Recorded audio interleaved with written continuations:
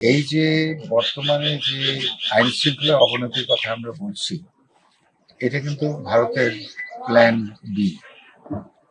এদেশকে অস্থিতিশীল করার জন্য তারা রয়ের মাধ্যমে এদেশে আওয়ামী লীগের, বিশেষ করে যুবলীগ ছাত্রলীগের মাধ্যমে এরা চুরি, ডাকাতি, খুন, ধর্ষণ, ছিনতাই এগুলো কিন্তু চালু রেখেছে, বা কোনো কোনো ক্ষেত্রে এগুলো গ্রাম অঞ্চলেও ছড়িয়ে গেছে।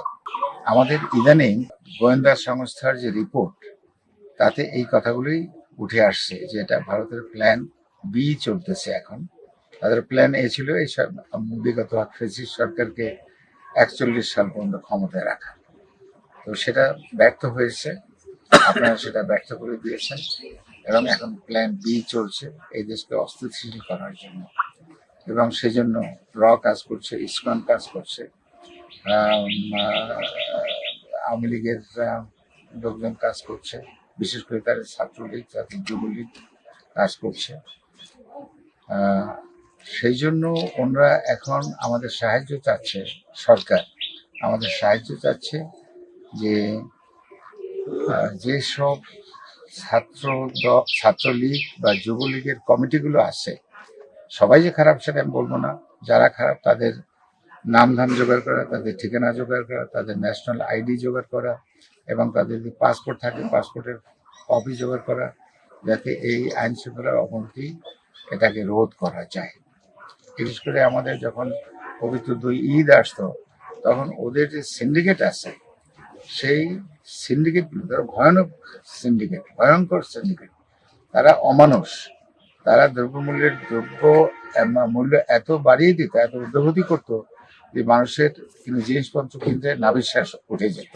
সেইটা বর্তমান সরকার যেহেতু সিন্ডিকেট কিছুটা কন্ট্রোল করতে করেছে, সেই জন্যই আমাদের দ্রব্যমূল্য প্রতিবারের মতো যেরকম ঊর্ধ্বগতি হয় সেই রকম ঊর্ধ্বগতি হয় নাই। সেই জন্য এই সরকারকে, এই জনগণকে আমি আন্তরিক ধন্যবাদ দিচ্ছি। সবগুলো ইনস্টিটিউশন ওই বিগত সরকার, বিগত ফ্যাসিস্ট সরকার ধ্বংস করে ফেলেছে। এগুলো আবার ঢেলে সাজাতে একটু সময় লাগবে। তা এখন আমরা সরকারকে সাহায্য করতেছি, এবং একটা যৌক্তিক সময়ের মধ্যে যাতে একটা সুস্থ, সুন্দর, নিরপেক্ষ ইলেকশন হতে পারে, সেই জন্য আমরা চেষ্টা করছি। এবং সরকার তো বলেছি যে এই বছরের শেষে অথবা আগামী বছর প্রথম দিকে ইলেকশন করবে। যদি অন্যান্য প্রিপারেশন, যেমন আপনি ভোটার লিস্টের কথা বলেছিলেন, অন্যান্য প্রিপারেশন যদি কমপ্লিট হয়, তাহলে করে এই বছরই, হয়তো এই বছরের শেষ পর্যন্ত যেতে নাও হতে পারে। কাজেই আমরা আশাবাদী যে সরকার যেহেতু সিনসিয়ার, আমরা সিনসিয়ার, জনগণ সিনসিয়ার, ইনশাল্লাহ একটা যৌক্তিক সময়ের মধ্যে একটা সুস্থ, সুন্দর, নিরপেক্ষ নির্বাচন হবে বলে আমি আশা। বিগত ফ্যাসিস্ট সরকারের 3টা ফুল টার্ম বিএনপির উপরে যে অত্যাচার হয়েছে, যে অবিচার হয়েছে, যে রাহাজানি হয়েছে, এটা বোধহয় পৃথিবীর কোথাও, এমনকি যাদেরকে আমরা ফ্যাসিস্ট সরকার বলি, বা যাদেরকে আমরা হিটলারের সময় যে ঘটনা ঘটেছে সেই কথাই বলি, এর চেয়ে বেশি হয়েছে বলে আমি মনে করি না। আমরা এই যে গুম, খুন, অত্যাচার, নির্যাতন, এমনকি হেলিকপ্টার থেকে পর্যন্ত গুলি করা, তারপরে আয়নাঘর, এগুলো যারা দেখে নাই তারা বুঝবেও না যেটা কত ভয়ঙ্কর, কত নৃশংস।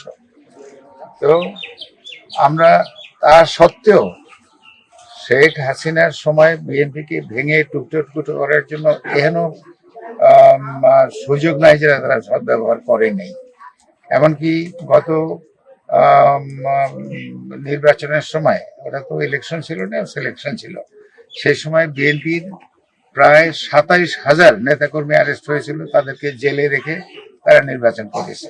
আর জেলে রেখেও তাদেরকে প্রত্যেকেই নানা রকম প্রলোভন দেখিয়েছে, কারো বিরুদ্ধে কেস তুলে দিবে, কাউকে নমিনেশন দেবে, কাউকে এমপি করবে, কাউকে মন্ত্রী করবে, আর না হয় কাউকে অ্যাম্বাসেডর করে পাঠাবে। এরকম প্রলোভন প্রায় ওই 27,000 লোকের নেতাকর্মীদের প্রত্যেকেই দিয়েছিল, কিন্তু তারা বিএনপিকে ভাঙতে পারে নাই।